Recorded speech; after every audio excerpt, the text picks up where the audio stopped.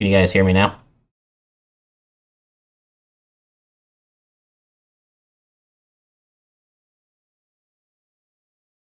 Ah, there we go. You know, I don't do these things very regularly. I figured it wasn't going to go off without a hiccup. And if the audio is the worst that happens, we're good to go. All right. So this will be the first edition of our new series, Dev Fireside Chats. The goal is basically to essentially showcase. I want to hide my chat box real quick. Hopefully that is going to work. There we go. So we're gonna start this series off. It's meant to be pretty informal. It's not gonna be like our other founders talks, AMAs. Those are sort of curated content designed to kind of showcase new stuff coming, give information to the players, and they're really designed kind of not to have a lot of feedback. The goal for these series is essentially to answer questions that are coming out of the community. I think we got a solid community. Everyone is super interested and excited about playing the game, and so I thought that this series would be a good way for the devs to engage with the community and the players. We'll eventually probably have guests on, maybe even community members. I know that there's been a few people that have been interested in potentially coming on, so we'll kind of see where these things go. But the general goal of this session is really focused around the battle engine. So as everyone probably is wondering, when battle? So we're getting towards the end stages of the polishing. The game's been in the beta. The alpha testers have been testing the game for almost 4 weeks, 3-4 weeks. So we'll showcase a little bit of the gameplay, and then basically we'll answer a bunch of questions from the chat stream. And we've actually collected almost 100 questions in the last 3 days, which is a lot. Probably won't get through all of them, so that's why I wanted to do these series, because I think they'll end up being something that's recurring. Maybe every couple of weeks we'll do this. And then obviously as gameplay comes out and stuff like new battle features and things come out, I'll probably just hop on every once in a while and play and answer questions. So we'll keep this pretty informal. I think before we get into the gameplay, there's a fair amount of questions just at a high level on how battle mechanics work, and I covered some of this in the last stream. But at a high level, people were asking things like how many pets do I need to have? How many Kryptomon do I need to have for battle? And so you can play with 1, 2, or 3. Anyone who's done any type of competitive play would know basically that 1v1 is very difficult to balance. So most of our focus in the game is focused around 3v3 battles. That seems to give you the best depth. I think you'll see that over time, all the competitive play will end up going that direction. We haven't talked about doing 5v5s, but that's something else that's super interesting. Done that in other games. The more components you add, the more balanced it is, because you can bring a lot more to the table. There's also been some questions about how the system actually works in terms of practice mode. So I'll cover that before we dig in. Practice mode has no play limit, so you can play as much as you want. Your rewards for practice are going to be limited, though, so you're not going to be able to farm infinite tickets. You'll be capped probably to like 3 to 5 battles a day, depending on what we decide finally on the ticket rewards. I will say that we do have some super interesting things that now that we've sort of been through it and looked at sort of the practice mode rewards, I think we're gonna potentially look at doing something a little different, where we give different rewards that don't exist today, that are training related. So I won't spoil those yet, because we're still sort of working through the mechanics on them. But in general, it'll be open play. You'll be able to play all day long. The one thing I will say is that, just like in real life, battling takes a toll on your Kryptomon. So there are repercussions to battle. Your health will drop, your happiness will drop. A lot of it's dependent on how how well you do in the battle, and essentially whether or not you win or lose. So no one likes losing. So when your Kryptomon lose, they lose more happiness than if they win. And obviously health, you're taking battle damage. So that's sort of one of the mechanics at a high level. In terms of what Kryptomon can battle, that was another big question that we got a bunch on. If your Kryptomon is frozen, they cannot battle. if your Kryptomon is diseased or in recovery, they won't be able to battle. Obviously, your babies can't battle; only the juniors can. And there will be a limit in terms of your love level, so you'll still need to be above 90, just like training. The only other thing I will say on that is that if your health starts below, I believe it's 80 health points before the battle, you actually start with less health points in the. So if your health Tamagotchi stat is less than 80, you actually lose starting health. So it's important to kind of keep your Kryptomon happy and healthy if you plan on battling. So this is sort of all goes back to the interplay of mechanics on the Tamagotchi side. So I think it'll be super interesting. It'll also make some of the quests potentially easier. So it's kind of all part of a bigger set of framework and mechanics. Let's see what else there is. Will I have an avatar choice when PvE arrives? When PvE first arrives, you won't have an avatar choice, but over time we will. So we'll be adding that later. And that, I think, was really the gist of the general battle questions. So before, the other question was really about what spells can I use and how are they unlocked. We'll cover that during the battle mechanics itself. So before I dip into some of the gameplay, I wanted to take just a second to cover sort of the elements at a high level. I know there's been tons of questions. Pretty much everyone harasses me on Telegram constantly about what the mechanics are and archetypes are for specific elements. And so we'll cover, before we get into the battles, we'll cover sort of what those are. So to date, I believe that I have spoiled the fire, ground, grass, and ice. So we'll cover those again. So fire is a pretty straightforward mechanic. It's designed around damage over time. So the archetype is not direct damage based. It will have direct damage spells like all Kryptomon will, but the focus of fire is really around that concept of like a burning mechanic. Then we talked about ground. Ground is really focused on physical attack, improving your physical attack and mechanics around physical attack. Grass is a healing. We've talked a lot about that. Grass, we'll go into grass. Grass healing tends to be one of the most complicated things to balance when it comes to PvP and competitive play. And so we've got some work to do there still. And then ice is really focused on defense and damage mitigation. And so these archetypes are not like you won't be able to do damage as ice, but you'll be able to essentially do things more related to damage mitigation and defense. And these archetypes are sort of going to last a long time. So Ice Kryptomon in general, as we add new spells and new passives and mechanics, they will be very much focused around defense. And then basically we'll continue to add interesting mechanics, and maybe some of the archetypes bleed over, or your Kryptomon potentially could help your other Kryptomon. We'll see where sort of things land.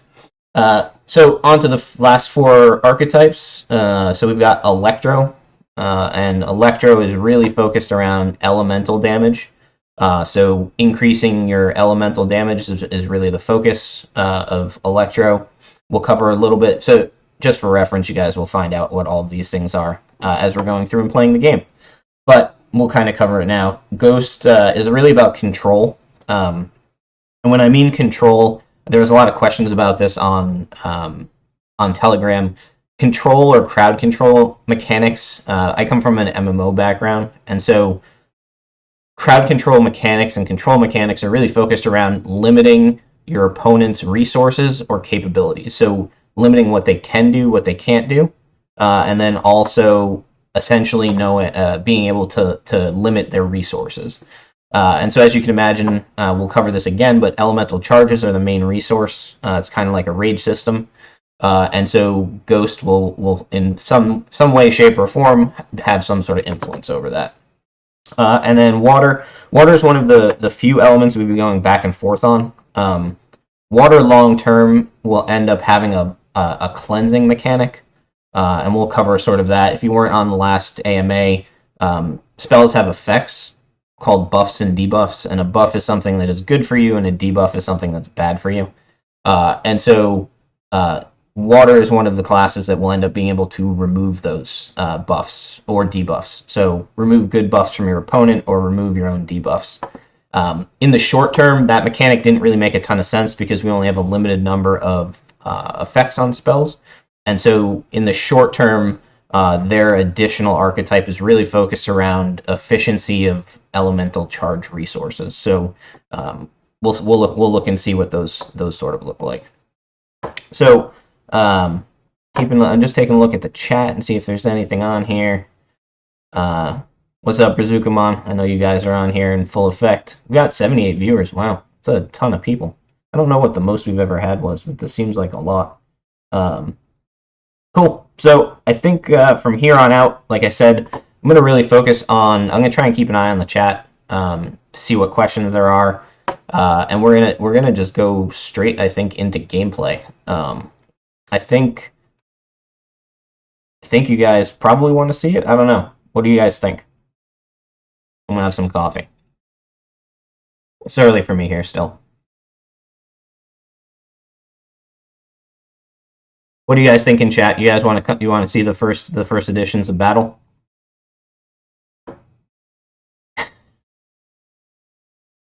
All right.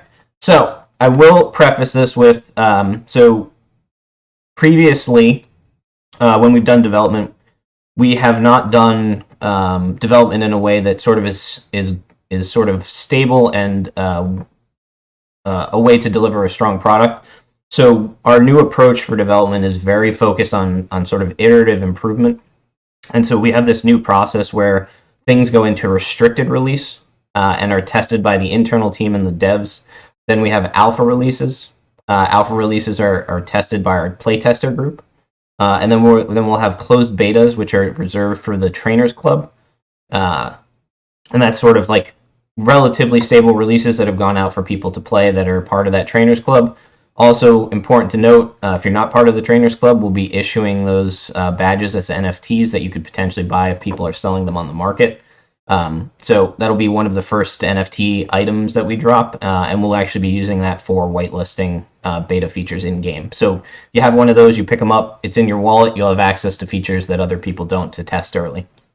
And then the last part is sort of open beta and leading into the regular beta. So the version that you're going to see here is probably halfway through our alpha release cycle. We like to take the alpha releases and get them to the playtesters early because obviously our team is so close to the game that we don't necessarily know.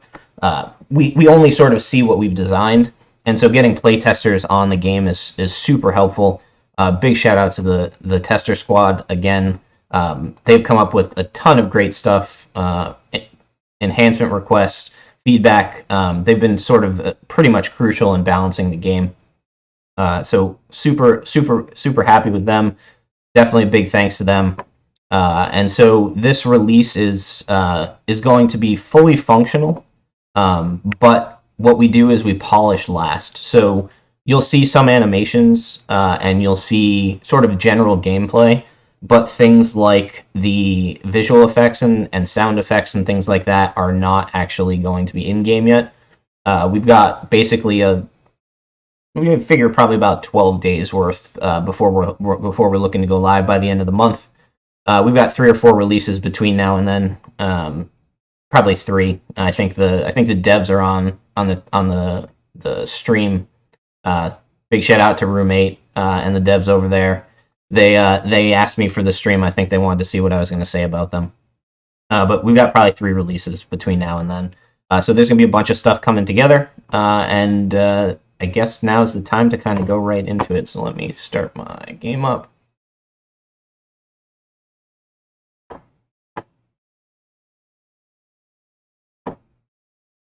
All right. So you guys should see the game. I'm going to be playing on the web version of staging. The Android staging version is a little bit behind, so this will be the web-based version. Cool thing to note: the game now supports native whitelisting and feature-based security. So if in production I were to go to this battle menu I would actually be able to get into battles because my wall is listed.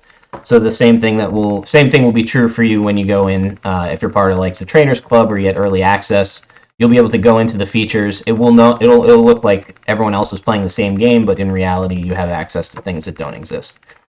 So this is where the play will start to get a little rough. There's a few screens missing that are under development. So you click your battle button, and you'll be brought to the battle mode screen. We've actually leaked this battle mode screen. It's essentially 4 different panels with each of the battle modes. So there's practice mode, practice, story challenge, battle league, and also tournaments. So first release will only have practice mode. So when you're access to it, you'll click practice mode. This will be your selection screen. We didn't put the selection screen in. It's going in on Tuesday for playtesters to test. Wanted to make sure that we didn't break anything before the stream this weekend. There'll be a battle overview, or what we're calling our versus screen. The versus screen will essentially show you your opponent, and it will show you your Kryptomon, and you'll be able to select your Kryptomon. You'll be able to change your spells. So we don't have the mechanics right now because that screen's missing to change our spells. But when you queue up into a match, you basically pick your Kryptomon, and then you pick your spells. When you pick your spells, you'll essentially lock them, and then your opponent will be picked. So either the AI bots will be generated or your PvP match will be assigned. Then you'll see pictures, you'll see screen kind of like models of what your opponent has for Kryptomon, and you'll be able to change your spells. So that's an important mechanic in the depth of the game. Is as a trainer, you can actually alter your build at game time in order to kind of play off of what your opponent has. In this case, we're just randomly generating bots and player units. This one actually should be a pretty good match. In this case, you're kind of just looking at the units. This is their stats just broken down so you can see what they are. But we've essentially, on my side, I've got a grass, electro, and fire. 2 pretty strong elements, 1 weak element. This guy is a defensive Kryptomon. Bot's got an electro, ghost, and air. So we'll kind of play and see what happens. So you'll load into the game.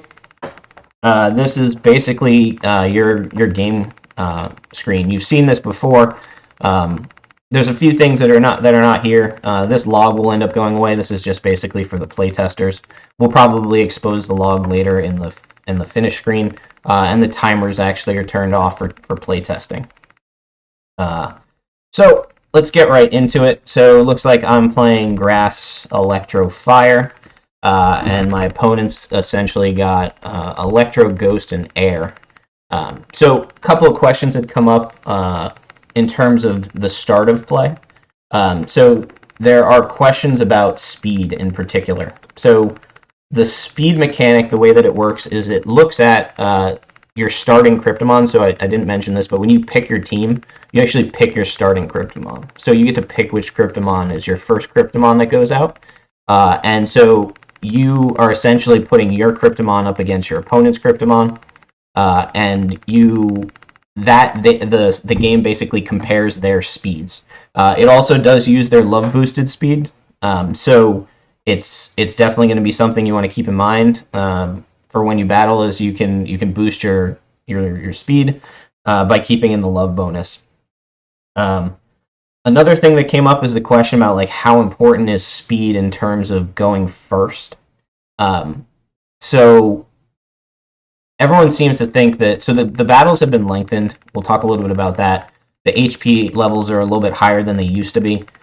The thing about speed is it lets you go first, but there are actually mechanics that prevent you from doing something. So when you go first, you actually can't swap your Kryptomon. So you're not allowed to swap your Kryptomon, and you're not allowed to use battle consumables in your first turn. That comes sort of as the drawback to being able to do damage first. So you can do damage first, you can generate your first charges first, but you actually are limited. There are some battle consumables that generate charges, so the person going second will not necessarily be completely sort of behind. The person going second also essentially can then swap to another Kryptomon with an elemental efficiency. So I think we talked about this before. you've got these avatars down in the bottom right-hand corner. They're essentially just placeholders. They'll be trainer avatars eventually. Does just put something in there. You've got your charges. So this starburst icon is your elemental charges. Basically tells you it's like a rage system. So there are things that generate charges and things that cost charges. In general, your main mechanic for generating charges is your physical attack. So when you're looking at your slots here, you've got essentially 5 slots. This may change in the future. I'm a big fan of having a 6 slot. We just may not have the number of spells we need to do it yet. But I suspect sometime in the future we'll have a 6 slot. First slot is your physical attack always. Right now you only have 1, so you don't really get to choose. Second slot is your defensive slot. You can see from the icons down here, this is a shield, so this is your defensive spell. Right now, all of the defensive spells are relatively the same across Kryptomon. They reduce damage and then generate charges. So when you put up a shield, you essentially are limiting damage incoming, and depending on what your opponent does, you can generate charges. So it's a trade-off. So you can deal damage and basically generate charges, or you can do a defensive spell, limit your incoming damage, and also generate charges. We'll probably publish some of the information about like the number of charges that are generated. I may end up putting them in the tooltip too. We just didn't publish a lot of that stuff yet because it's still under balancing. Your next 2 spots are your elemental spells. We talked a little bit about this. In the first phase of the game, every Kryptomon has access to essentially 4 elemental spells. They've got what we call a direct damage spell. In this case, this is the grass spell called Whirlwind of Thorns. This is basically your standard damage spell. Costs you 2 charges, does a baseline of damage. In the current balancing, the way that we calculate damage is basically a damage modifier on the spell. So there's a formula that I'll publish that basically determines what the maximum amount of damage your Kryptomon can do based on his genome for both physical and elemental attacks. The spells then have a damage percentage of that total that they can access. And so your damage spell basically is 30% of your maximum possible damage. And this is elemental. On the physical side, your physical spell is about 20% of your overall physical attack damage. So these two are relatively close to on par, but they have different mechanics. This one has a little bit more damage. You also get the benefit of elemental efficiency, which I'll cover in a second. So you'll have access to both your main element and your secondary element spell family. So if, in this case, this grass Kryptomon is basically grass electric, and so at the spell selection screen, I could have chosen either Whirlwind of Thorns, or I forget what the name of the electric spell is. There's an electric direct damage spell too.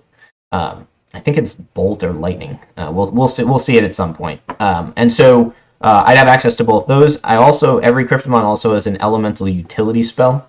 We call it a utility spell, but over time the line's going to be a little bit blurred. In this case, the utility spell of the grass Kryptomon is Blessing of Nature.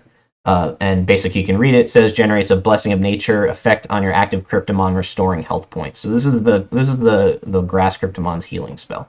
And then your last slot is your ultimate. So your ultimate spell is basically 50% of your overall total damage possible.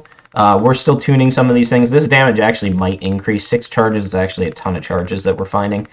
So it really needs to be one of those things that if you're taking the risk of saving up your charges, you're going to get the benefit of it. I suspect maybe this will go up to 60%, but that's why we do these things. So the reason why we're doing the reason why we're rolling out PvE the way that we're doing it is the goal is to basically get the engine out, have you guys practice, get feedback, and then go back and balance the game. For anyone who's been part of any type of MMO or anything with PvP, balancing is like a continuous activity. We'll talk a little bit about balancing. I think I've got some questions on that, but it's something we're essentially going to do from now and forever. We'll release new spells. People will come up with new metas. We'll have to balance things. There'll be combinations that are just unbeatable, and we'll have to kind of take a step back and reduce some of the damage or change the mechanics. So that's sort of the general look of the screen in terms of spell slots and things you can use. The UI up at the top, left side is my Kryptomon, right side is my opponent's. You obviously can see the Kryptomon's face. You've got your health bar. So this basically is your total health on the right, your current health on the left, and basically there's a buff and debuff bar, and we'll show you sort of what that looks like. But at the bottom, when somebody casts something that is persistent, it'll stay on your character and you'll be able to see it. This button over here is your swap button. So for example, if I wanted to, say, swap to my electric, I don't have the rule on right now for going first.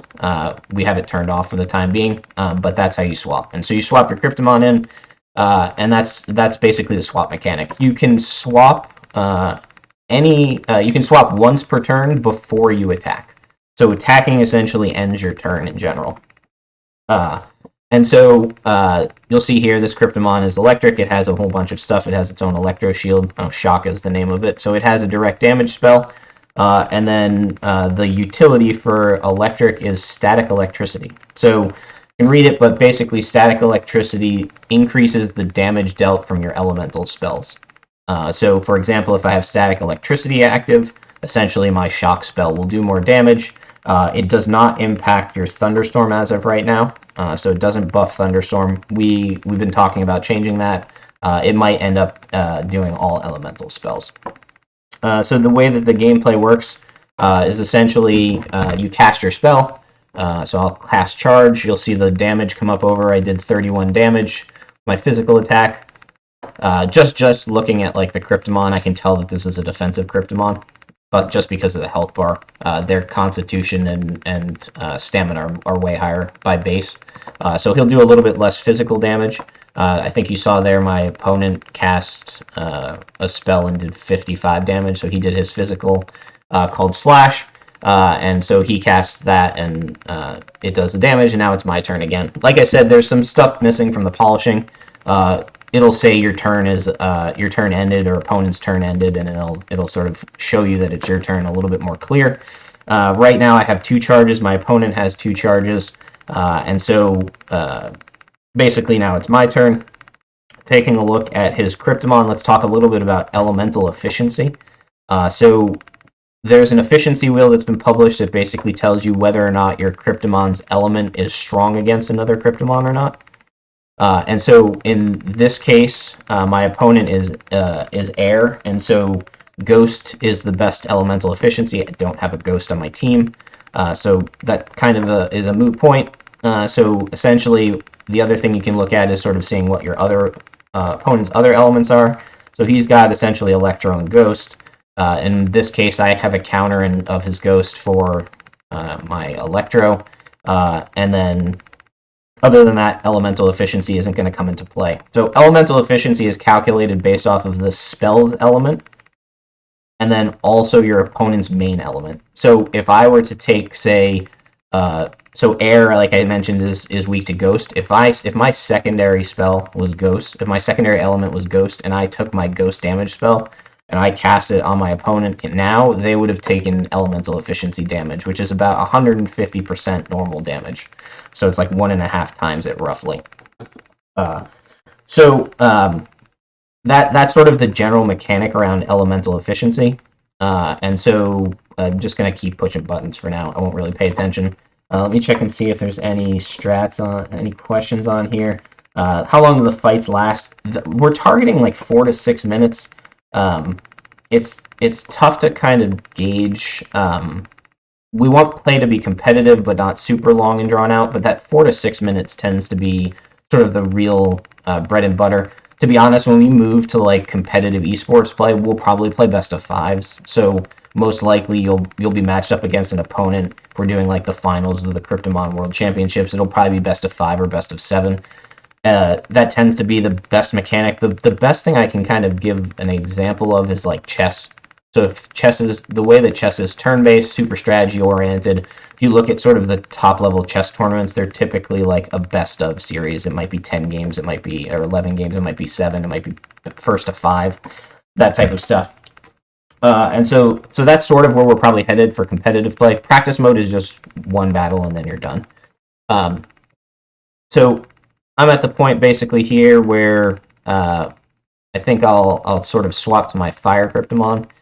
Fire Kryptomon, you'll see he's got same archetype. So you'll have your Fire Shield, you'll have your Meteor, which is your direct damage, Inferno, which is your ultimate.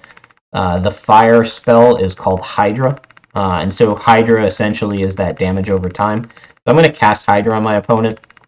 You'll see there's still some polishing stuff that has to happen, but the opponent gets basically an icon above them. This is the Hydra effect icon and a number of turns, so 3 turns.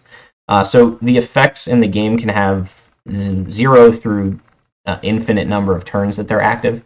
And so in this case, Hydra essentially is going to deal damage to my opponent essentially over time. And so it's going to deal fire damage to my opponent every turn. And that if you end up having multiple effects on the Kryptomon, you'll also essentially you can have multiple up here. Do I have another one I can put? I don't really have another one I could put another effect on. I did see a question on here on stream about fights and whether or not it's always 3v3, whether you could have 1v2, 3v2, that type of stuff. Game's going to be balanced around equal number of opponents. So when we get, if you were to queue up as a single person, you'd be fighting another Kryptomon in practice mode. So you're always going to fight sort of the number of Kryptomon will always be balanced on both sides. I will say that games that are 1v1 historically are near impossible to balance. It's just not possible because I could have an element efficiency over you and just destroy you. They tend to not be super interesting either. So like I said, I think we'll end up the game will end up moving towards 3v3. Thankfully, I think a lot of players have multiple Kryptomon, and over time, obviously, I think the floor is dropped on some basic Kryptomon that you can kind of work your way up and get a full team of 3. If you're planning on it, I'd highly recommend at least a team of 3. For what it's worth, someone asked me how many Kryptomon I have. I think I have like 52 at this point. So that was one of the more personal questions that somebody asked. But I have a lot of Kryptomon. I'm a collector at the end of the day, more than anything. But I obviously have a main team. I have a main team that I think will be about 12 Kryptomon varying elements and different breakdowns. So you don't have to have that many, but the big thing with the 3v3 is the maximum amount of rewards in the PvE story challenge are 3v3 based, which we covered last time. So if you want to maximize your Kmon return for playing PvE story challenge, you're going to need 3 Kryptomon. And really the goal there is just to reward the players that spend the most time in game, spend the most time training, and also sort of have the biggest investment in the game. Obviously, the story challenges have a fair amount of skill. PvP is going to be totally skill-based, so it'll be really focused on, we're going to really try and balance it around making sure that you have good Kryptomon and that you have good skills, too. So, I guess it's my turn again. Let's see if I can show you kind of what the buffs. Let's show you what the shield looks like. So the shield is basically a 1-turn effect, and so you'll essentially see that my opponent also casts static electricity. There's a few little bugs, just some overlapping icons. He didn't hit me, so I didn't take any damage. So my shield is essentially not going to generate anything. I'm going to hit him with a physical attack. He's probably going to try and melt me here with some static electricity. Oh no, he didn't. Interesting. Okay, so I'm gonna probably keep generating charges. You'll notice this crit and evade. I think that's the first time we've seen this. So your opponent, your spells can crit and your opponent can evade. This was one of the questions that had come up. So crit damage is basically adding extra damage. Right now it's 150% also. So if you crit, you do 150% damage at the max. So it's important. There was a question I think where somebody asked, does craziness, is it craziness? Yeah. Does craziness impact the chance of crit or the damage from crit? And so it's actually the damage. So 150% is the max damage you can obtain from a crit, and then the amount of that 150% that you have access to is based on your craziness genome. So if I have 100 craziness, I can get the full 150%, and then it obviously scales down from there linearly. Same thing goes with evade. So on the evade, your instinct determines how much you can evade. You can evade basically damage down to 50% of what it would have been. So high evade. If you evade, basically, you essentially you take about 50% less damage, which on an ultimate spell can be pretty much life-saving. The other thing I will say is that the chances for crit and evade are not random. They start low and go high depending on how many turns you have not crit or evade. Capping, I think it's 7 or 8 turns. I think it's 7 turns. So after 7 turns, you essentially have a 100% chance to crit or a 100% chance to evade if you haven't yet. Let me just take a look and see if there's any other stuff on the questions.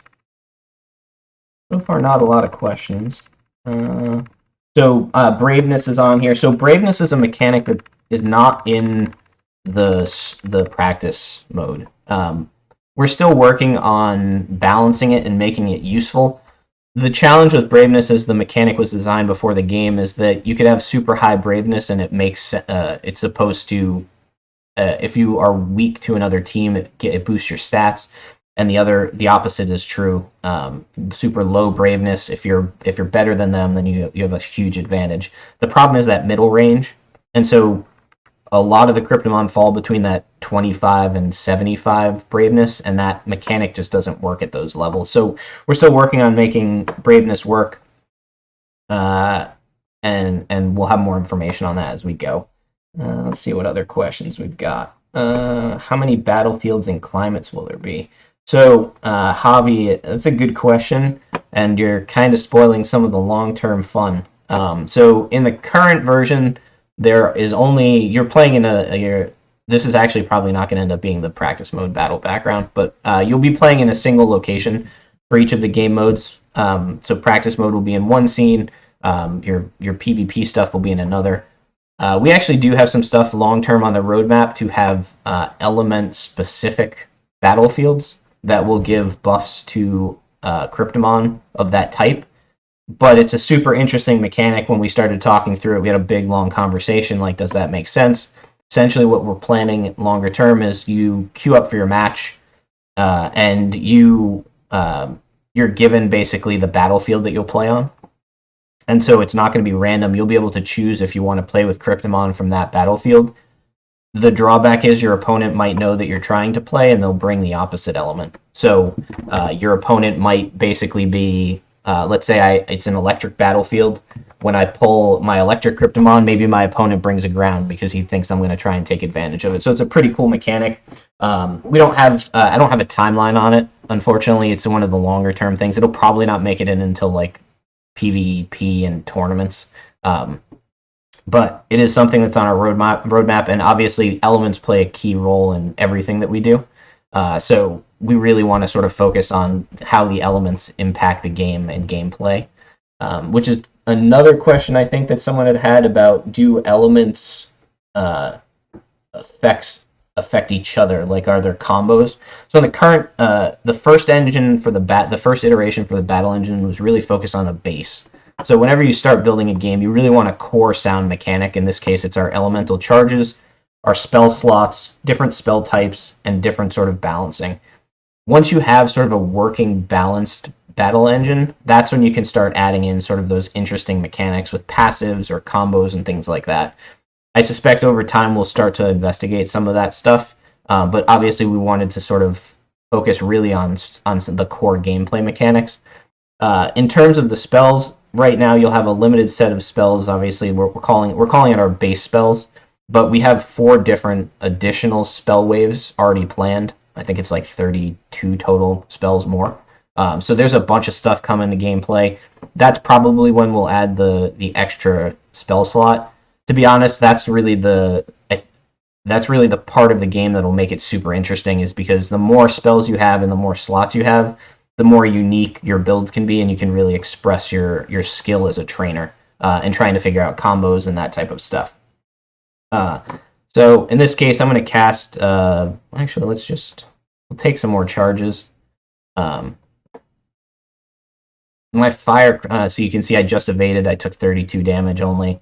I'm going to swap to my fire Kryptomon. I'm going to cast Inferno. Inferno is my ultimate.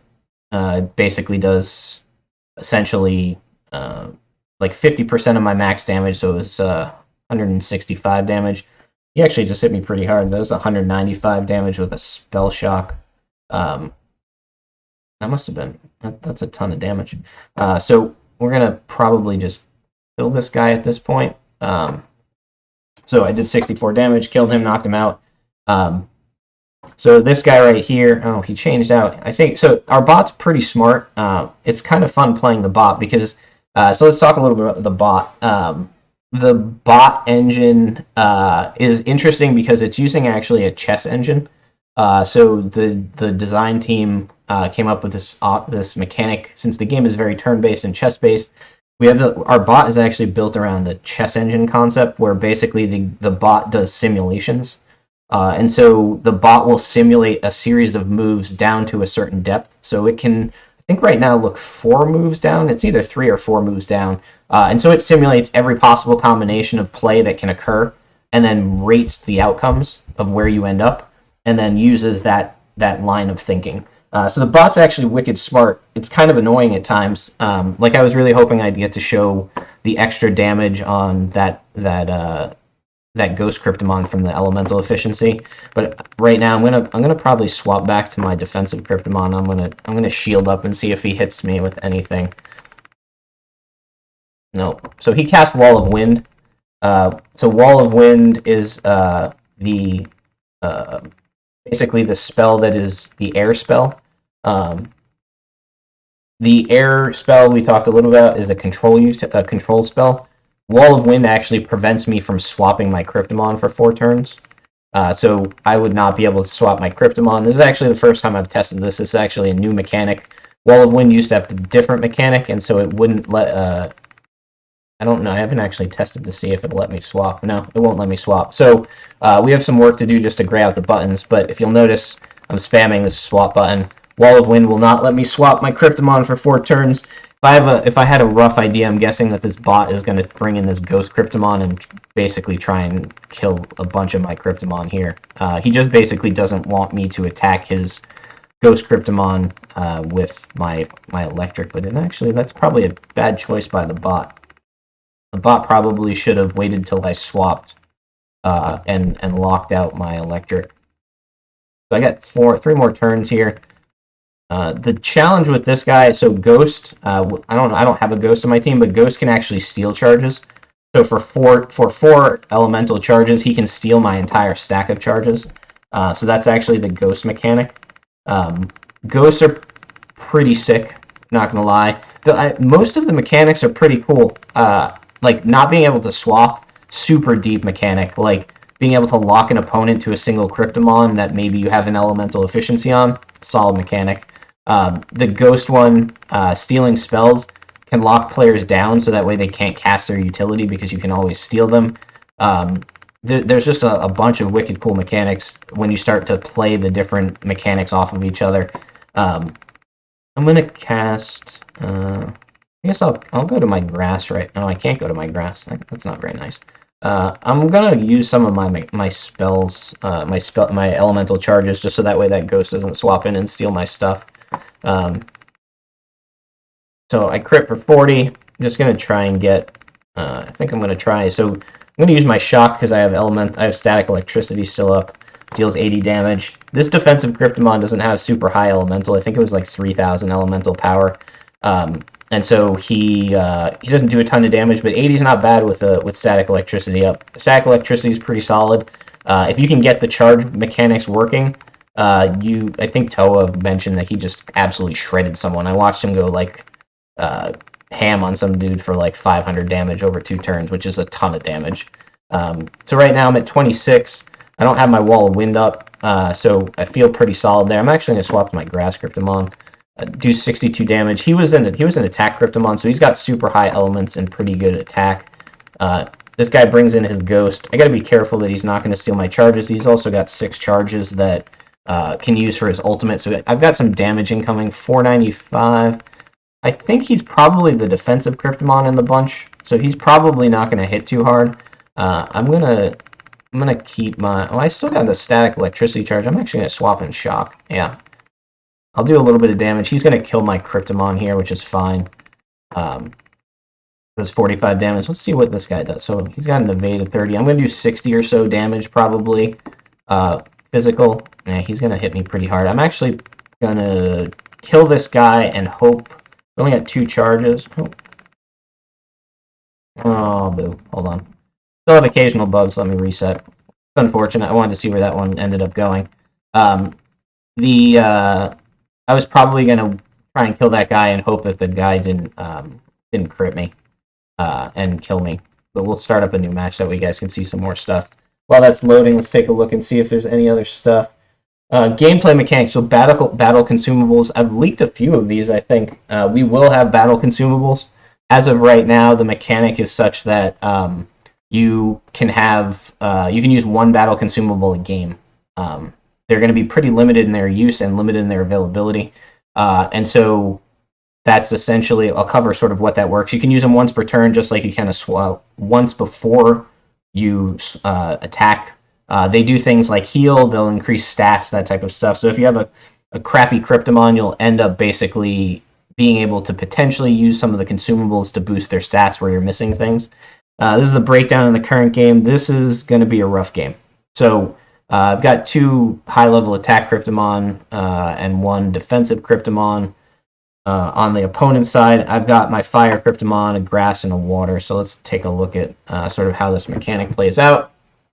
Let's see here. Just see if there are any other questions.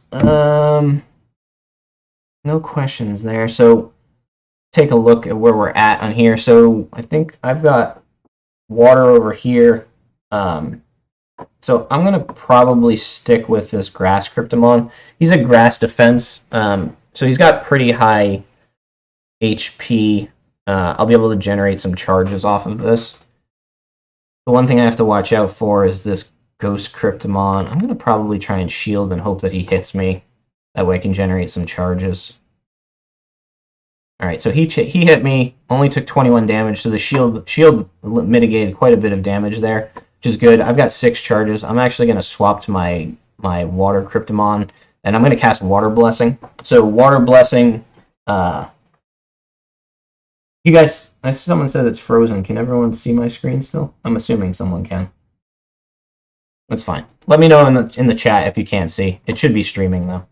I can see it on the screen. So Water Blessing is the Water Kryptomon utility spell. Basically what it does is it reduces the cost of your elemental spells by 2 charges. So Water Blessing, pretty solid.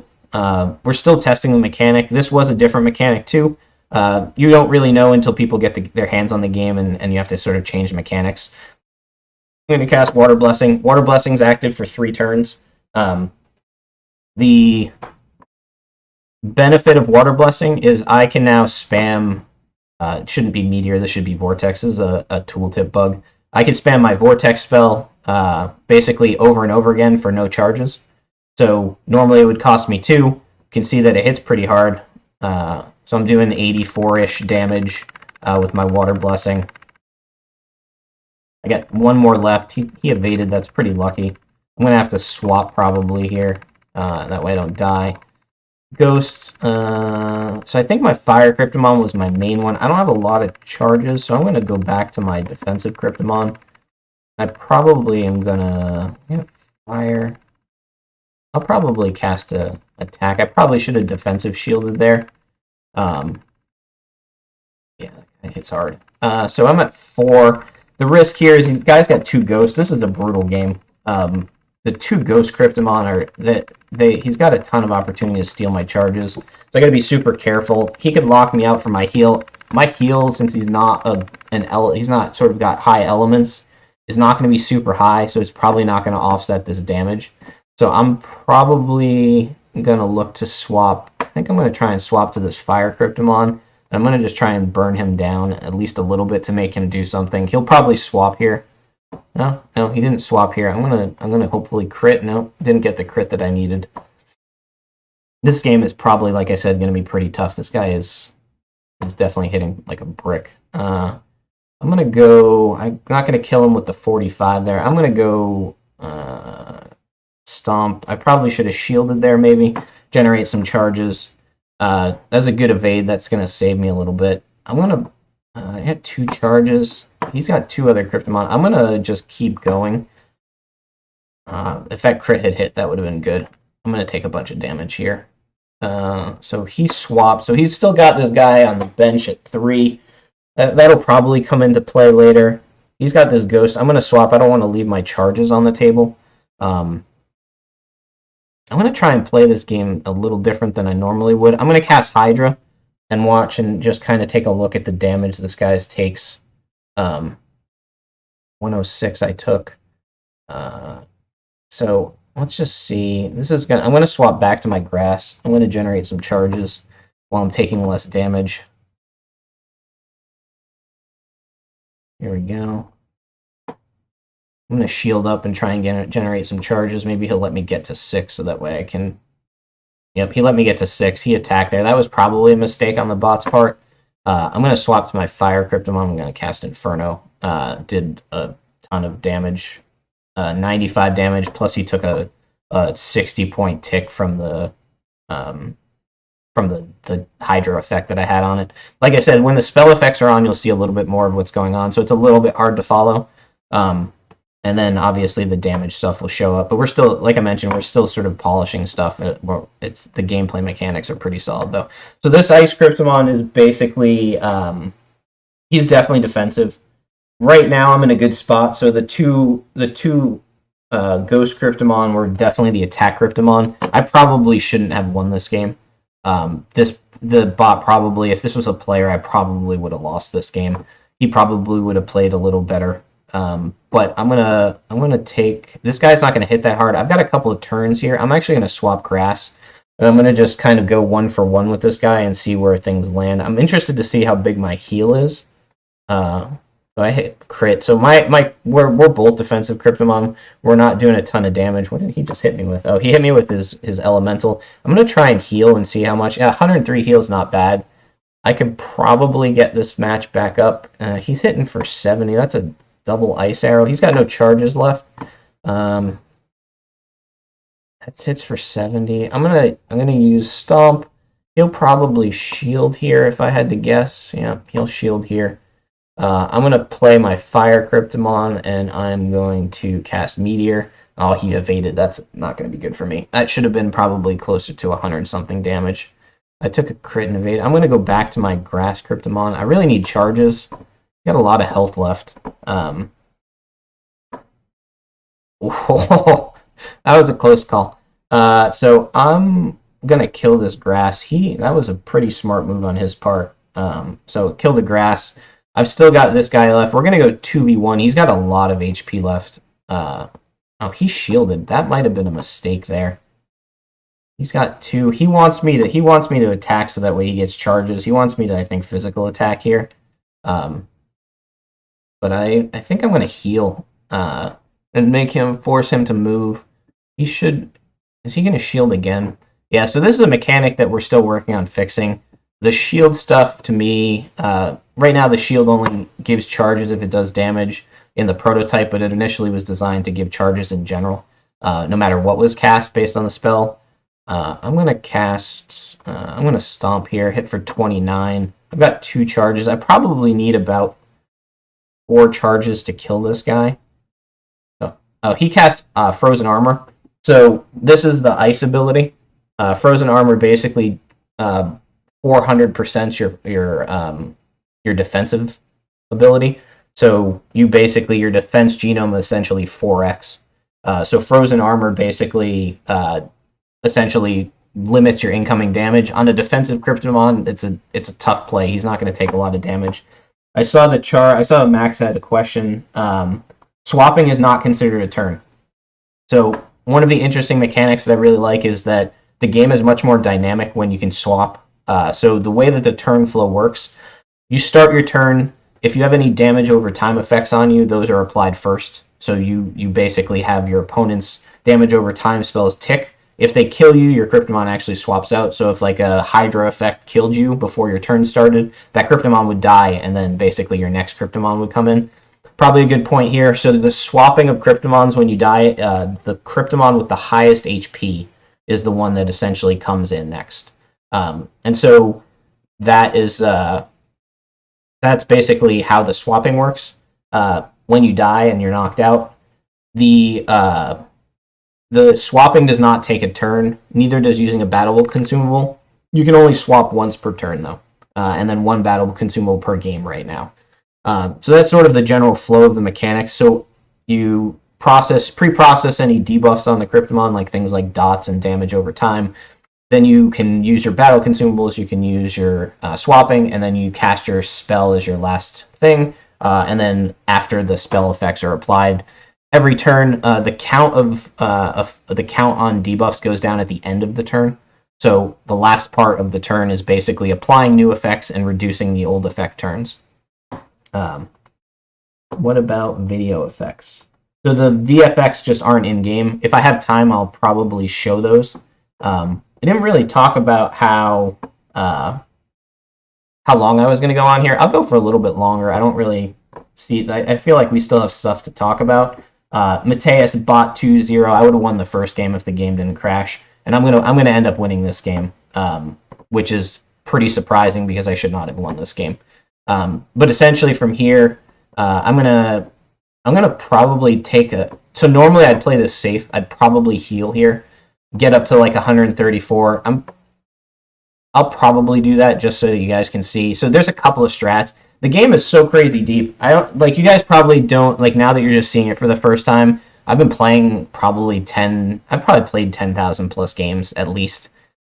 There's so much going on right now in this game that if you actually were from an esports perspective, I have like 6 different ways that I can finish this game out potentially. Some are stronger than others. Like let's just take super high level strategy. I could play my heal here. Probably the safest mechanic right now. It's the safest route to go. I cast my heal. I'm probably going to be at like 134 health. The opponent's Kryptomon Ice. We know it's a defensive Kryptomon. He's got frozen armor on, so he's not going to take a lot of damage. I can kind of wait him out and let the frozen armor drop off because I know he's not going to hit me that hard. I also have a defensive Kryptomon, so I'm not going to take a ton of damage. I could also that'll allow me to kind of build up charges, and I'll be able to nuke him with the other Kryptomon. I can throw my fire up. And then so there's just a ton of stuff. I could throw my fire up. I could throw a Hydra spell on right now. That way my fire Kryptomon, even if he dies, continues to do damage. That's probably the route I'll end up going, to be honest, right here. That's probably one of the middle ground risky spell. Like I'll probably win that game about 75% of the time, 80% of the time, assuming that there's not a bad crit or something. The safest is definitely to play the heal, drag the game out, generate my charges, and then swap my other Kryptomon in when I'm ready to use them. The real risky play right here is to throw my water Kryptomon out and basically cast Water Blessing and then try and nuke him down in the 2-shot. Like I'll be able to take about 2 shots, I think, from his physical attack roughly. So I'll be able to sort of nuke there. Just so I don't get heckled on stream, I'm gonna probably go the safe route and I'll heal here. Because I'm sure the Brazilians just want to see me get wrecked. So I'll probably play this super slow. I'm going to generate some charges here. He's hitting me for 24. I'll get another heal in here. I'm only hitting him for 15, so he is still going down. I'm going to heal up here. You can see that this is a safe play because I'm going up in health and he's not able to keep up. Realistically, I'm going to probably do this one more time. And then I'm going to generate charges, and then I'm going to go up to my fire Kryptomon. He hit me pretty hard there, actually. So I'm going to probably swap here. Oh, I'm going to swap here, and I'm going to go Hydra. And that'll give me some damage. He'll probably kill this Kryptomon. Oh, that was a mistake on his part. He really should have killed this guy. Actually, he probably couldn't. He probably only would have done like 20-something damage, so I'm guessing that the simulation on the bot probably saw that this guy survives. So I'm gonna come back here. Died again. I'm playing on staging, and the WebGL stuff when you go full screen tends to crash. Maybe I'll play without it on full screen. That game would have ended probably with me winning too, just based on how I'd seen it played out. I'll try and stay not full screen. It makes the stream a little bit less clean.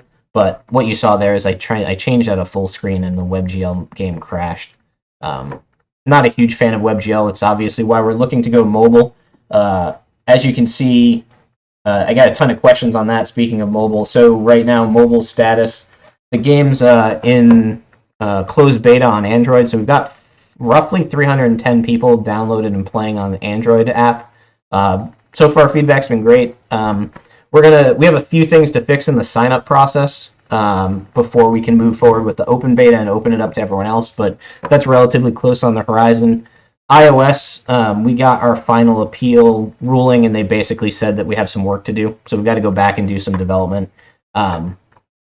And essentially that'll take a little bit of time. We're going to try and mix that in while we're working on Story Challenge. So hopefully that'll be in the next short period of time, maybe like a couple months, a month or two.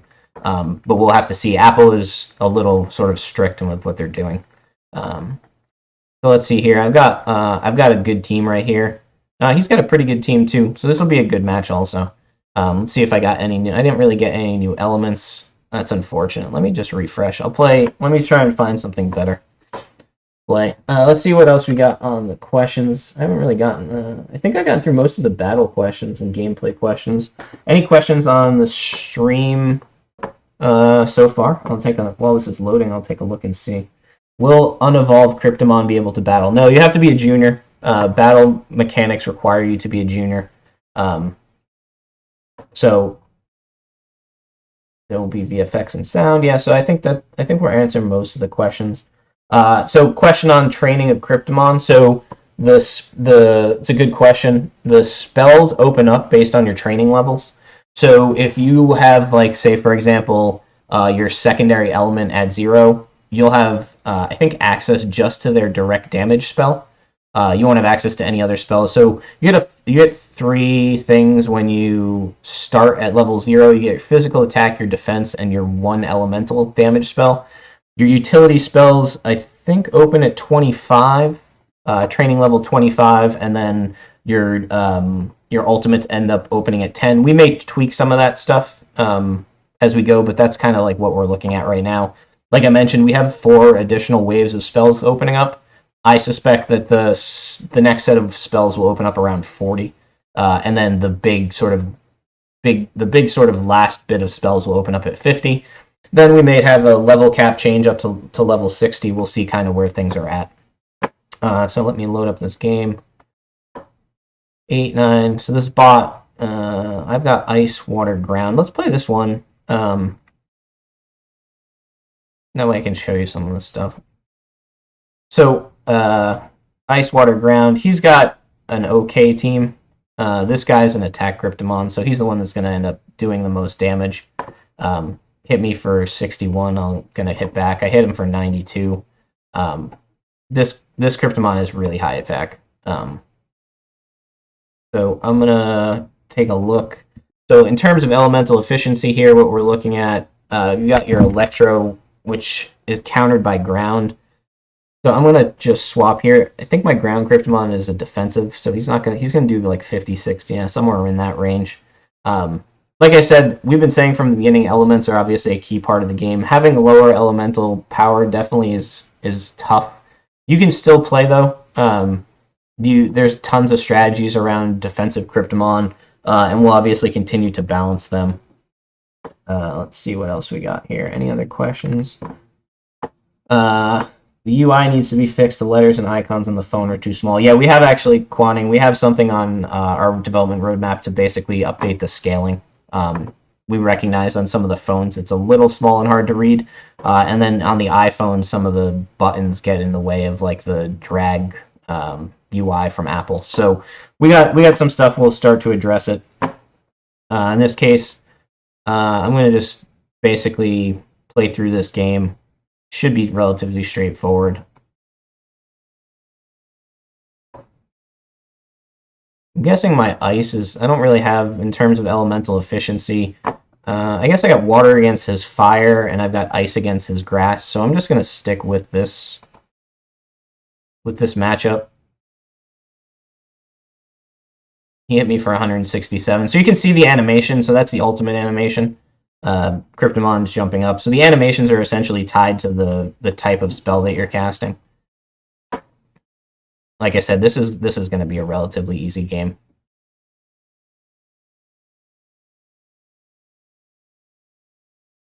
We've got fire here. Hopefully he stays with the fire Kryptomon. I'm going to actually swap my water, and I'm going to go Water Blessing on him. See how much damage this... of course, he swapped Smart Bot. So I probably have to watch out for this Grass Kryptomon. This is probably the one thing that we're still working on balancing, is that this Grass Kryptomon, if he has enough elemental spell power, he's going to basically be able to heal himself. He'll probably heal soon. Yeah, so that's a 93 heal. So I mean, I got to work through this, but I got 12 charges. I'm gonna cast my ultimate. 168 with an evade. Yeah, this game will be over pretty quick. I've got 2 relatively strong attack Kryptomon with high elements. And this is the fire. I'm going to swap back to water. I'm going to cast Tsunami. Hits for 227. You can see that as the elements go up, you can definitely do some damage. This is on water. I'm gonna swap ground and just come back here. I wanted to show you the battle finish screen at the end of the battles. Crit 46. I'm gonna kind of just let this guy do his thing. He'll probably kill him. He didn't kill me here. I'm gonna go Ice Arrow. That'll kill him, and then I'm gonna swap water here, and he'll end up losing this battle. Just for fun, I'm gonna go Water Blessing, and I'll just use my Vortex to kill him.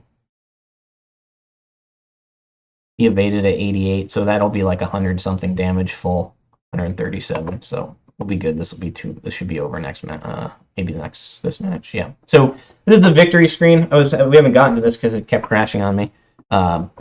So you'll see here it kind of tells you your Kryptomon, how much damage you took, your opponent's Kryptomon. The one thing I will say, I mentioned at the beginning that the health stuff essentially, the amount of damage you take in battle determines how much your health goes down. So in this case, this Kryptomon took roughly 400 damage. My health will go down by 4 points after this match.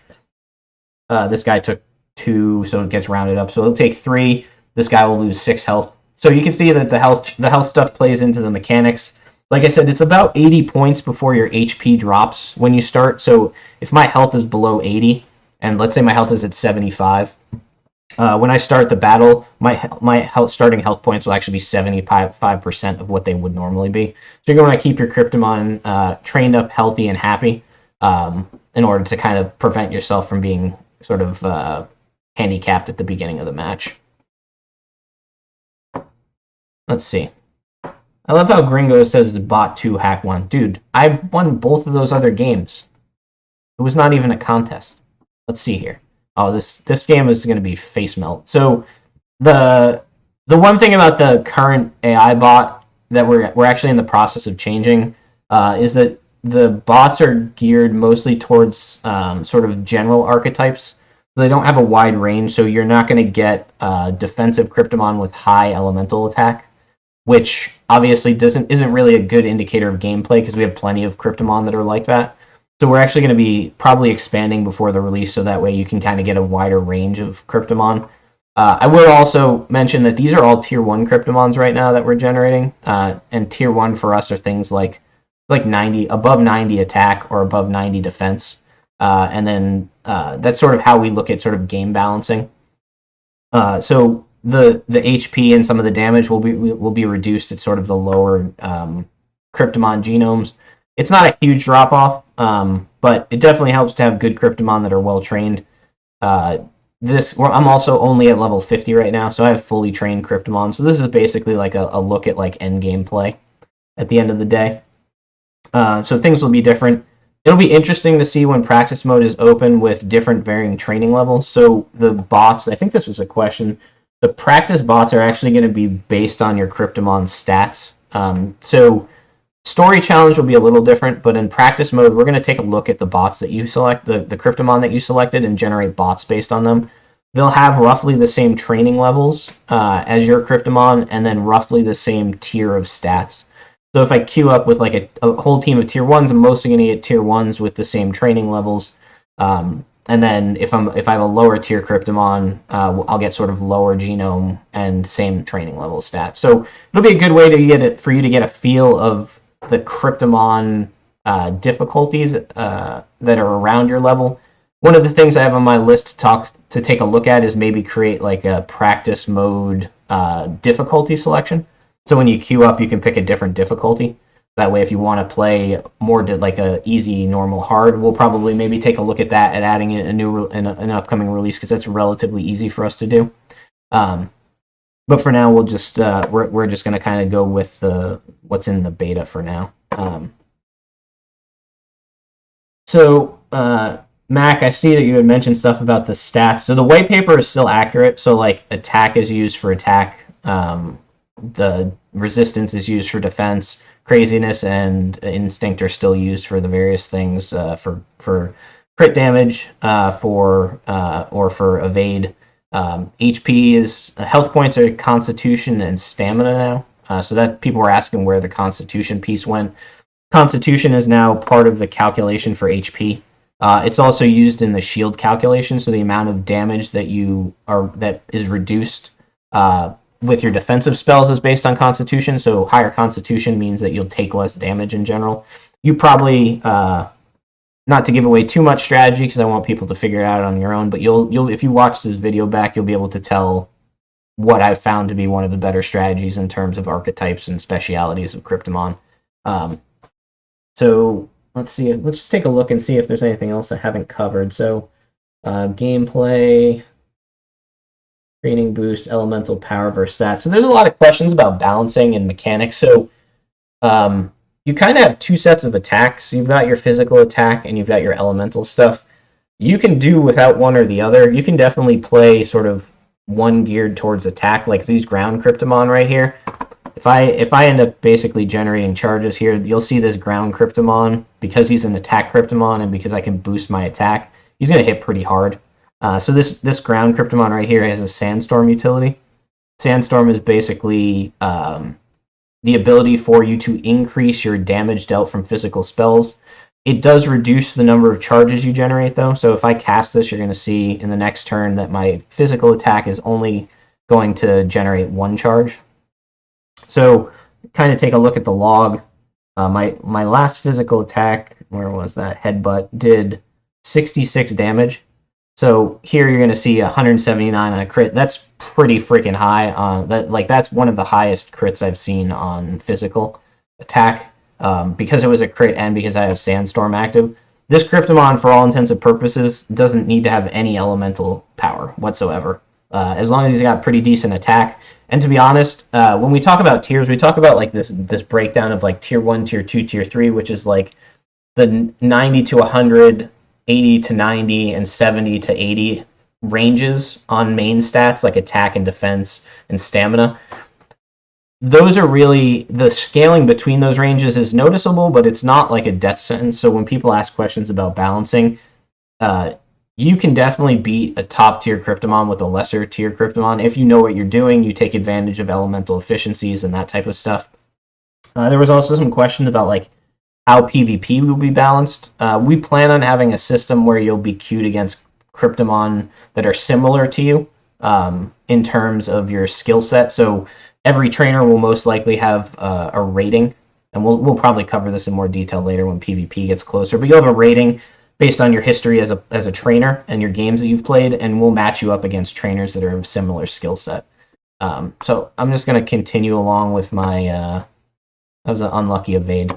I hate getting evaded when I have buffs up. That guy hits pretty hard. I'm going to 146. This Sandstorm with a strong attack Kryptomon's pretty solid.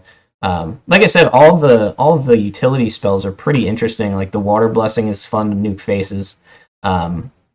Ghost Steal spells. Like there's not one that really doesn't feel like it adds to the game, which is pretty cool. Now training time to your max. Will training be faster in the future? This question had come up. There's some questions about like whether we're going to increase training time for people now that mobile's out. We don't plan on changing the training time mechanics. That's pretty much set based on the genome. In terms of training faster, the practice mode is going to give you tickets to start, most likely, training tickets. I'm sure people are limited in the number of training tickets, but there's also, in addition to being limited in training tickets, there's also the fact of being limited by time. We may look at creating like a speed-up training ticket or something, And that's one of the things that we've been looking at is maybe you can win, there's a chance to win like a golden training ticket that basically is an instant bubble to kind of help people level their Kryptomon. To be honest, almost everyone will end up at level 50 at some point. Gameplay mechanics should sort of work there. If we go through like the story challenges, don't. So story challenges are geared by level. So each story challenge is a set of 10 levels roughly, and some of this changes. Some of them are 5. And so like say story challenge 1 is levels 10 through 20. If you are level 50, you're actually going to get scaled down when you play the story challenge in order to help balance the game. So you'll be scaled up high enough that you'll be able to win most likely pretty easily, but you're going to get a good gameplay mechanic with story challenge. If we see that as the PvE stuff goes on, that the story challenge and story challenge goes through, that people aren't close enough to level 50 for when PvP drops, we'll either create brackets of PvP based on your training levels, so maybe it's 30 to 40, 40 to 50, something like that, or we'll look to kind of increase the training time. Training time is one of those things, like training your Krypton is one of those value add things as a trainer. So like you're engaging and playing in the game, you're part of the game, you're really spending your time on your Kryptomon, so we want to reward players that do that. So I know that the training takes a lot. I've got a lot of Kryptomon at level 50, but I also just sit at my computer with like 6 monitors and work all day. So I know not a lot of people do that. Mobile will help too, because you can just kind of check it every couple hours. We'll also probably add on mobile the announcement, like the notification. So like when your Kryptomon's training is done, you'll get a notification so you can go and check it. So that's sort of it on the training side. Is crit rate the same for all Kryptomon? Yes, crit rate is the same for all Kryptomon, but the amount of crit damage is actually scaled. We also do have some battle consumables that potentially change that, so we haven't leaked any of those yet. Those will probably be coming in the story challenge, so you won't see those in practice mode. But we do have them coming, so you'll have different ways to kind of change up your gameplay. Maybe you want to play like a true berserker type mode where you go full crit and you use a crit potion, crit consumable, and then go from there. I think the crit consumable is called like berserker serum. So there's definitely cool mechanics here. The other thing on training is if you really want to train, boost your love all the way up. The love boost really makes a huge difference. I always train in love in a boosted state if I'm going to do it. It's just much quicker.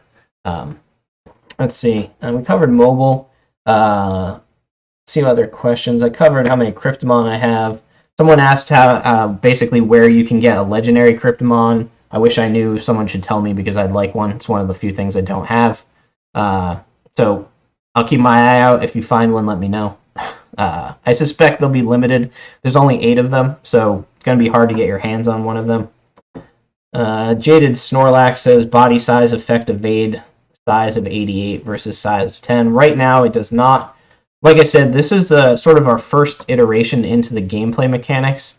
As we start getting into deeper into the battle engine, we'll look and see if there's a need to add some more complexity. The game's super complex as it is, so having to understand like if your Kryptomon, if the opponent's Kryptomon has a body size of 80, whether or not you should use a crit potion, we'd have to change some mechanics because you can't really tell from looking at the Kryptomon what their body size is. We'd have to start to scale the size of the Kryptomon up, which could be complicated. We are looking to do some of that in 3D, having different sized Kryptomon, so we may pull it in, but so far we're probably not going to head that route. Do you plan to give unfreezable potions at launch? I don't think we've really talked about that. I'd be interested to understand why. I'm guessing it's because of everyone that hasn't been playing on the PC, but I don't know. Well, we can talk through that. There's a chance I'm going to send everyone an unfreezable potion anyway when we change the disease mechanic. So the disease mechanic is changing a little bit to be a little bit less aggressive. And so I may end up sending like a potion to every wallet or something. We'll sort of see how that goes. So here, I'm going to probably swap this Kryptomon out. This guy is hitting pretty hard. 84.52. I should be good here still, though. Crit and evade. He hit me for, I'm going to use my ultimate. 165, that guy's gone. So we've got 2 defensive Kryptomons left. I'm not really even worried here. I'm going to Probably just use this guy to farm some charges, and then I'm going to go Water Blessing on him. This guy I have to be careful of because I'm weak to ground. So I just have to watch out for that. We'll do one more. We'll generate one more charge, then we'll swap to the water, and then we'll just pretty much finish this game, most likely. All Water Blessing. See if there are any other questions. Was there a specific game you were inspired by when creating game mechanics? Like I said, I come from an MMO background. So a lot of the mechanics are MMO. I didn't really play Pokemon as a kid. I played the card game a little bit, but I never played any of the video games. But my background's mostly in MMO, so you'll see things from typical MMOs like this buff and debuff concept. Your HUD's very sort of focused from an MMO perspective with like your health bars and whatnot. So that was sort of the inspiration. I think one of the things I like to do is to take the best parts of all the games that I play. So like there's some inspirations here from card games. There's some inspiration in some of the mechanics in the PvP system from a golf game I used to play, like a mobile golf game I used to play. So there's definitely some interesting things there where I'm kind of trying to pull some of the best stuff from the games that I've played. We got another question that looks like it's from Samuel Rose 123 when marketing. Yeah, I know. Thanks, guys. That's appreciated. You can ask Tomer. Just ask him. It's not that hard. What are the benefits of the top 10,000 NFT badge? We don't really have one for that. We haven't really talked about it. It'll probably get issued as an NFT at some point. Maybe. We'll sort of see where that goes. I'm going to finish up this game, and then we'll see sort of where we're at. There's a bunch of other questions that I'm probably not going to get into, unfortunately. Let's see here. What do I got? I got 56. I'm going to swap out. I'm going to generate some charges. This game will be over pretty quick. Oh, that guy's going to hit pretty hard. I was going to say he has no charges, so I'm pretty safe here. I'll probably end up... I'll shock him here, kill him. He'll probably try and kill me here, which he probably... Yeah, it'll be close. I'm going to use my shock on him. He'll be dead next turn. So... when open practice mode to Trainers Club, we're still targeting the quarter, so I'm trying to stick to the roadmap as best I can. I will not release something that's not at least playable and doesn't have like major bugs. I'm not a big fan of releasing stuff that will make players feel like we're not delivering a quality product. I'd rather take like an extra week and polish things. So my goal is still the end of the month. Like I said, we've got like probably 3 releases before then. And so I think that's probably still the target. We're going to see where things land. There's still a bunch of polishing and a bunch of screens to go in. But that's sort of pretty much where we'll land. All right, so I think we're getting close. I'll probably end up finishing this up in the next 4 minutes. Maybe we'll have another session to answer some more questions that's come out of it. There's a bunch of questions about like the 3D stuff, which obviously we've talked about having an AMA for quite some time. The 3D AMA has been kind of pushed out just a little bit because we're doing a bunch of development, and I want to have something specific to showcase. So I want to really sort of, when we talk about 3D, I want to sort of unveil the vision and the future of Kryptomon. So I think everyone's going to be insanely excited. You probably have some insight given my background is in MMOs and mobile MMOs, so you could probably take a wild guess as to where the Kryptomon metaverse is headed, but we should have the goal is to have something really sort of concrete that you can take a look at as part of that AMA, so we'll get that scheduled. The question also came up, like what comes after PvE and PvP. That's really where we're going to look to move to 3D and open world metaverse play. Someone asked if there's going to be open world in chat. Eventually there will be, so the metaverse game is open world. In terms of spoilers, just for a reference on how big the metaverse is, the current sort of working design is about 100 square kilometers, which takes about an hour and a half to 2 hours to walk across. So it's pretty big. The first time I walked across one of the regions, it took me quite a while. So that's I think I'll kind of get to the end. I don't see any more questions.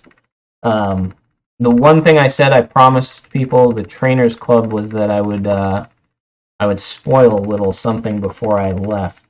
So let me just see if I can make this work. So, in terms of spoiling sort of where the game is headed, and since we're on the topic of battles, does anyone sort of interested in seeing some upcoming stuff that's on the roadmap that we're working on? I guess we'll probably will. Let me see if I can pull this up. So hopefully this works. Does that work? Yeah, it does. So this is stuff we're working on. So you guys know, yes, sort of where my inspiration comes from. I'm an MMO guy. You can't have MMO without armor. So these are some working concepts for Kryptomon armor. Obviously, it's super early in the concept phase, but the idea here is we're going to add some NFTs to the game. At the end of the day, we're looking to use the blockchain to augment gameplay. And so one of the cool things we can do is we can do equipable items that are NFTs that we can buy and sell and trade and earn. So this is sort of going to be piggybacking on top of our NFT item contract. So we talked a little bit about the Tamagotchi power-ups that will be dropping. Those should be dropping pretty soon. So we're sort of finalizing the development around those. But the armor will be sort of one of the next things that we start looking at, is how we start to expand the use of NFTs in game. Obviously, Kryptomon NFTs are the base, but when you really talk about NFT gaming and using the blockchain to make the experience better, you really are talking about items and things like that players can earn and then sell. Everyone has questions about how can I earn more Kmon, that type of stuff. There's going to be a bunch of ways you can make some money playing the game. We're obviously a play and earn, but you spend the time playing the game, you'll have plenty of opportunities if you're smart as a little bit of a hustle. You guys wanted to see one more battle? I'll go 5 minutes over. Let me swap back. Why not?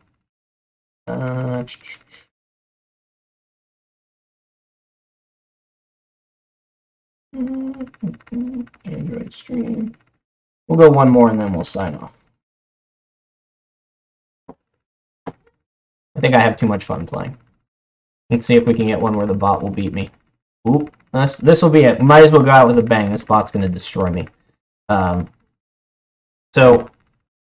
get to go first at least, so let's see where we're at. So we've got... Oh no, he gets to go first. So we've got ground. I've got no grass. He's got air. I have no ghost. He's got ghosts. I have no electric. This is going to be a rough one. So we're going to basically end up losing this match, probably. Not my type of meta. I'm a big fan of... Although I'm hitting pretty hard, this guy actually has decent attack, all things considered. He's got a ghost. I got to be careful. He's probably going to swap and steal my charges here. No, he didn't. I'm surprised.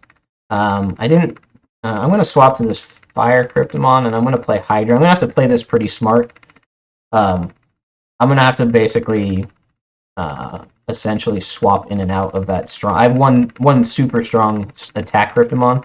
I'm going to have to sort of play through this. This guy hits hard. A good question. 4. So he's got Hydra already on him. I think maybe what I'll do is I'm going to play Frozen Armor here. See if I can reduce some of the incoming damage and build up charges. The problem is he's got a ghost, so I can't really farm charges. Although that Hydra's hitting pretty... Unfortunately, that WebGL version needs some work. So obviously that one crashed. We'll leave it at that. But maybe in a couple weeks I'll set up another session, and then we can basically go from there. Hopefully everyone enjoyed the stream. If you enjoyed it, like it. We'll post a recording of it. Make sure you talk about it in Telegram and Discord if it's something you guys want to see again. Look forward to playing with you guys in the future, doing this again, and hopefully at some point we'll have some battles live on stream. Well, thanks everyone. Hopefully you enjoyed the first Fireside Dev Chat, and we'll see you soon, hopefully.